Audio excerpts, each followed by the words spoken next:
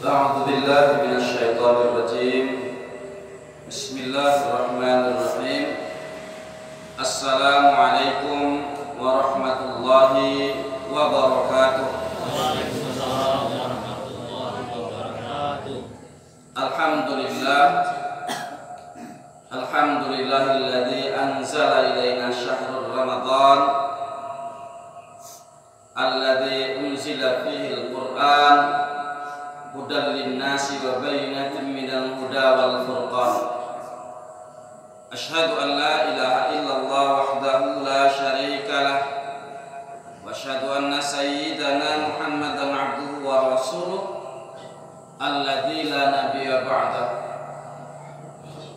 Allahumma shalli ala hadzal nabiyil karim alladzi qad hamalana minadh dhulumati ilan nur ila siratil mustaqim.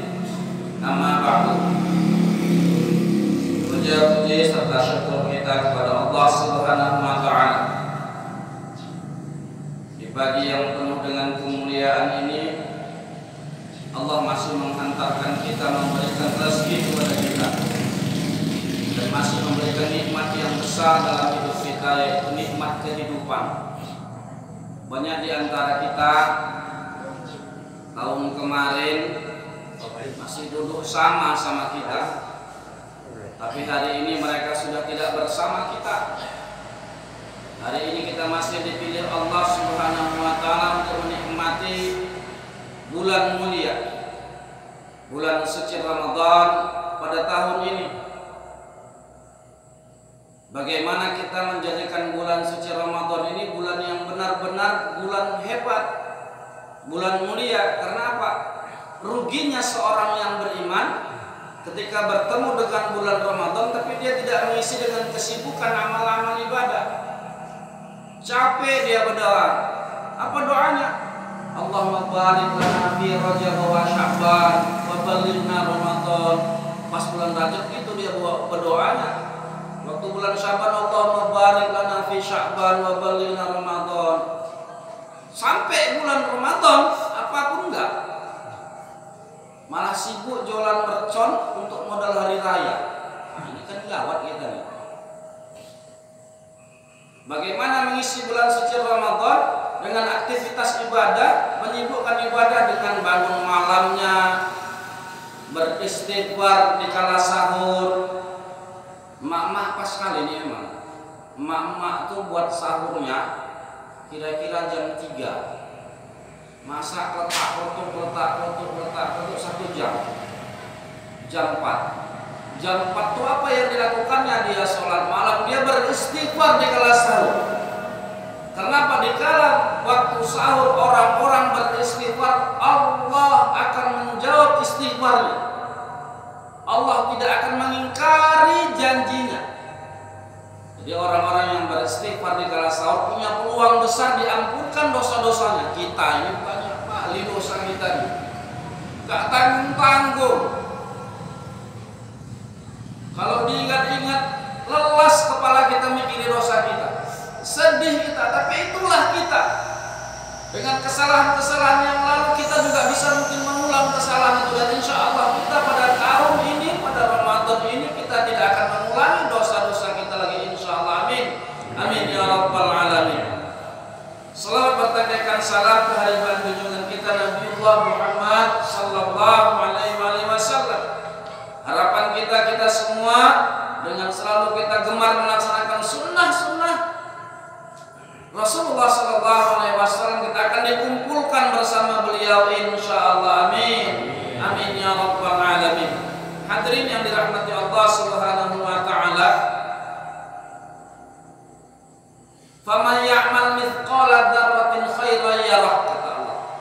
Wa man ya'mal mithqala dzarratin syarran yarah.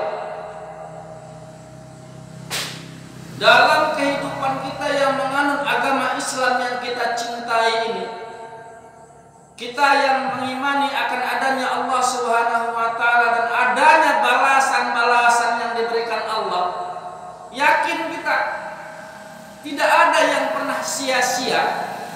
Setiap kebaikan walaupun kecil, pasti Allah balas kebaikan beriman kita juga perlu sadar apa?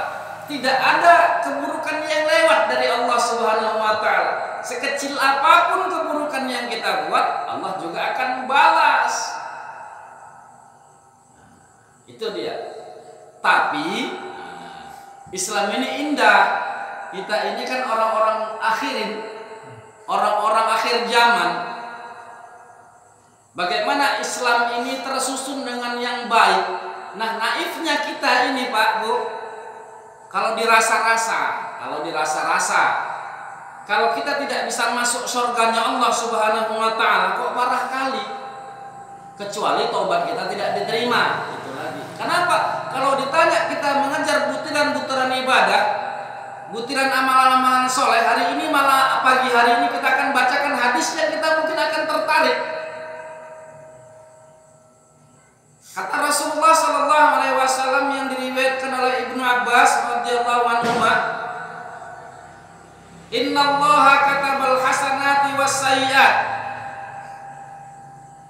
Kata Ibnu Abbas, sungguh Allah telah menetapkan dan menentukan bahwasanya di bumi ini ada kebaikan, al-hasanat, dan ada keburukan. Itu secara umum. Tapi untuk orang Islam, apa kata Rasulullah? Faman hamma bihasanatin falam ya'maluha kataballahu lahu 'indahu hasanatan kamilah. Ini enaknya orang Islam nih. Apa itu?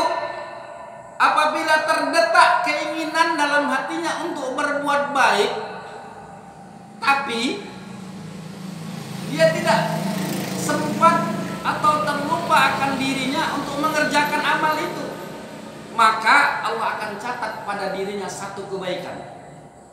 Jadi niat saja sudah mendapatkan kebaikan, tapi jangan niat aja lah kerja.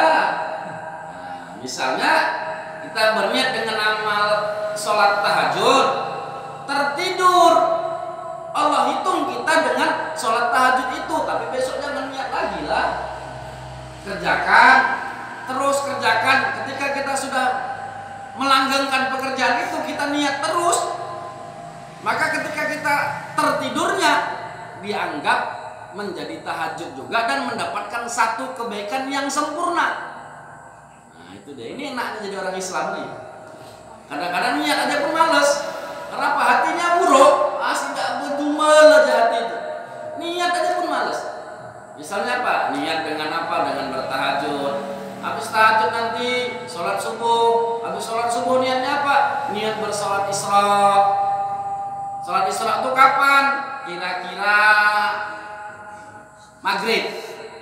Nah, itulah kira-kira. Kalau memang maghrib itu 6:30, Isra itu 6:30, gitu-gitulah niat. Lupanya lupa. Nah, ada pahalanya. Habis sholat Isra niatnya apa? Nanti duha. Tapi jangan niat aja. Kalau memang nanti terlupakan, ketika kita tidak mengamalkan duhanya, tapi kita biasanya mengerjakan duha itu, insya Allah kita akan mendapatkan pahala kebaikan itu. Fa in hamma biha fa amaliha kataballahu lahu 'indahu 'asyra hasanat ila 700 ila al-ad'af katsira. Dan apabila tunai pekerjaan itu, niat kita mau sholat tahajud, sampai kita juga melaksanakan sholat tahajud itu, kita niat untuk sholat duha, sampai niat itu, kita ingin bersedekah, sampai niat itu, kita ingin ini dan itu, sampai niat itu kita laksanakan, maka Allah akan memberikan kebaikan 10 minimal. Itu minimal. Bisa sampai 700.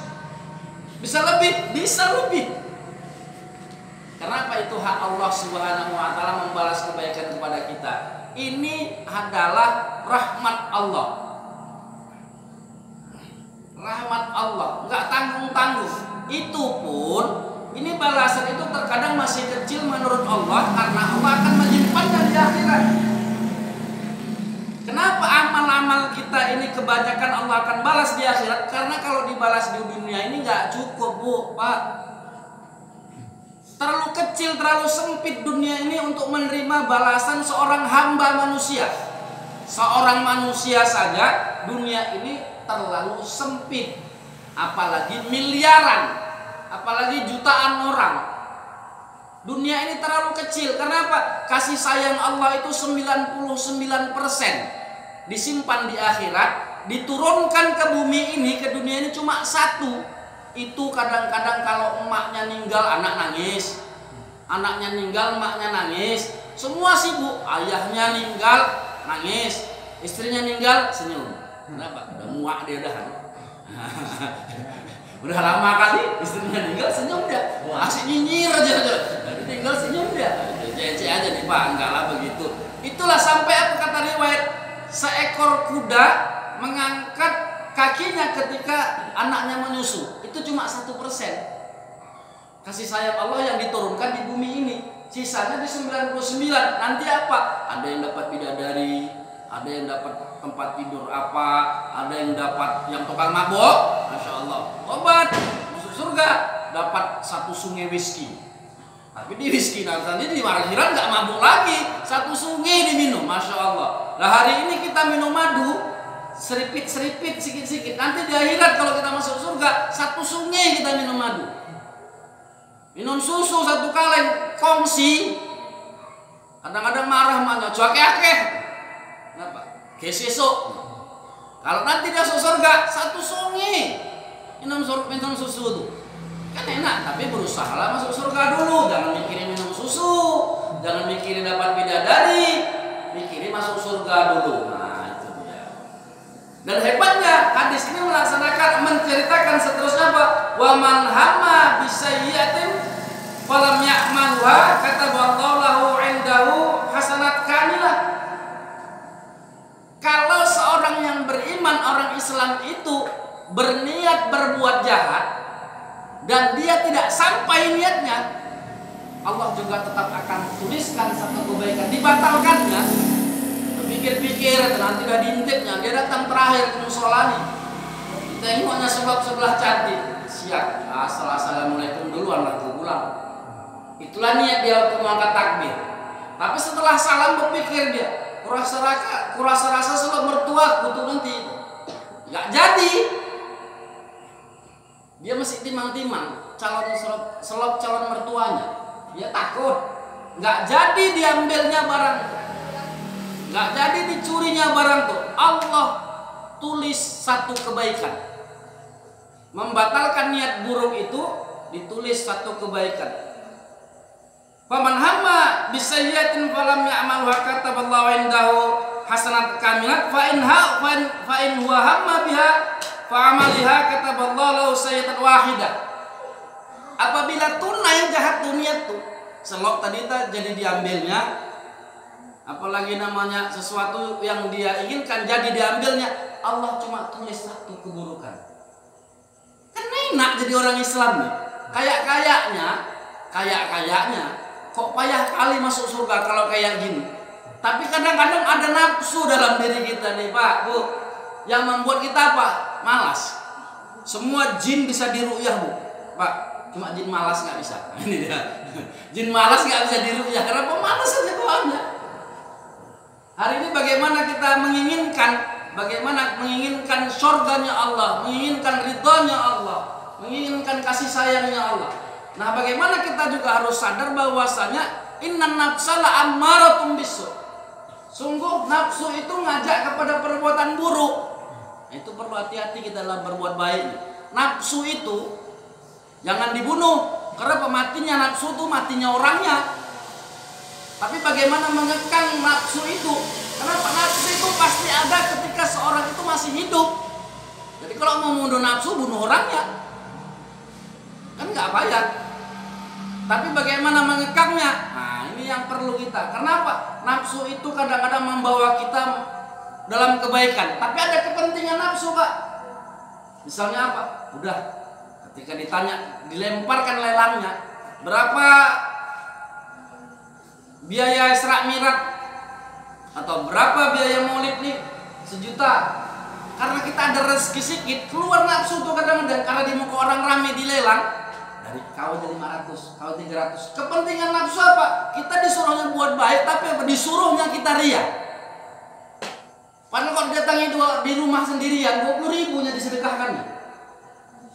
Tapi waktu di muka orang rame, dia sibuk aja karena ada uangnya, disuruhnya 300, 400. Kenapa? Kepentingan nafsu apa? Untuk sombong dan ria. Hati-hati.